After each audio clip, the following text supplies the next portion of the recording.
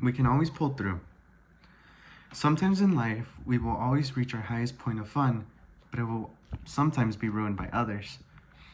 When I was 15, I always wished to travel and I always begged my parents. I was always constantly begging, at least to go to some place like California. I begged and I begged every single day, waiting for a response. My parents were always working in agriculture, so they never really had enough time to travel or to do any fun stuff like that. But I never really did not enjoy that. I understood, but I always still wanted to travel. Until one day they surprised me and my family. They told us that we would visit San Francisco, California. I was so excited and I was really, really happy because my dream had finally come true, even if it was just California. Because sometimes when I talk to others, they see California as not that big of a deal. But for me, at the age of 15, never being able to travel, I saw this as a great deal. And I remember once immediately the news hit me, I packed my stuff, grabbed everything, and I was ready to go. My parents then started traveling. It was a 16-hour drive on our way there. I slept basically through all of it, but I would always wake up to different landmarks, different viewpoints, such as this one, this one was really nice. And we always stopped trying to see everything as much as we could, knowing that there would possibly never be another opportunity like this ever again. Until finally we reached California. We saw the Golden Gate Bridge. We saw it and we were fascinated just by a simple bridge, just because it was a huge landmark that we had seen in movies and many pop culture around us.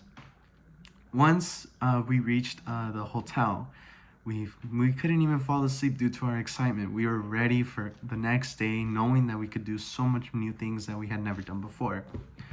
So we fell asleep. Then we started off the day. I remember waking up, eating breakfast at a really nice restaurant that was local. And we just started wandering around, walking around San Francisco, seeing all the different landmarks, stuff that we had never really seen before. And I remember visiting a beach. I had never gone to a beach in my entire life. And it was my first time ever experiencing a beach like this one. And we walked, and as we drove up to the landmark, I noticed a sign. It said, "Keep all valuables with you, or else somebody could break in and rob it." I didn't really pay much attention to it, such as I had seen signs before, like in Seattle, but in my mind, nothing like that could ever possibly happen to us. We started looking around, looking at the beach, having fun, and that was just the beginning. We left, walked the Golden Gate Bridge during the day, walked all around, saw the viewpoints. My parents were so happy. They were able to finally enjoy themselves after so long of not being able to travel. The furthest we could ever leave was just to Seattle. And even then, that was a big deal for us. As the night went on, we slowly wanted to see the Golden Gate Bridge, but at nighttime, we drove up there, and we visited a very strange landmark. It was on the other side at the very end of the bridge. And as we started to drive up there, there was a specific road with a lot of signs there. "Please keep all valuables. Risk, warning, warning, warning." I did not pay much attention to it, as I was just completely excited and baffled by the idea of me visiting this bridge at night and seeing all the wonderful lights. We started to drive up there, and it was completely dark. We kept going either way.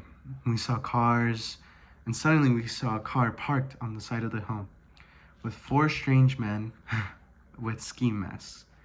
At the time, I didn't think much of it, but they were just staring and staring as we slowly drove up there. We just kept driving by.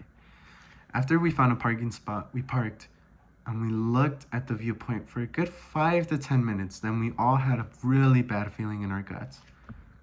We grabbed our pictures and went back to the vehicle. Once we went back, all of our stuff was taken. All of our stuff that we had bought in from local markets, somebody had broken in. And once I turned my head around, I see the same car that was looking at us drive away as fast as they can. There was glass everywhere due to all the mirrors being broken. Everything was just gone. We had no chance of coming back. My dad drove, and he drove as fast as he could away from that landmark. All of us panicked, not knowing what even to say to each other. We walked away and we parked. And I remember telling my parents, I am going to cancel all the cards. So I tried to help my parents as much as I could to cancel everything before all of our money was taken away. And the very next day, we just fell asleep in the hotel. After we woke up, we had no way of coming back home with no money until my dad opened the compartment in his little pocket. He found a credit card that we had saved only for emergencies. We used it and we were laughing all our way back home, a 16-hour drive with all the mirrors broken, and we found a way to completely laugh our situation. My family decided to turn a sad situation into something we could laugh about. We were constantly teasing each other, making fun of each other, explaining how did we not have the idea to keep all of our valuables with us when clearly there were so many signs that we should have. And we laughed and we strived through.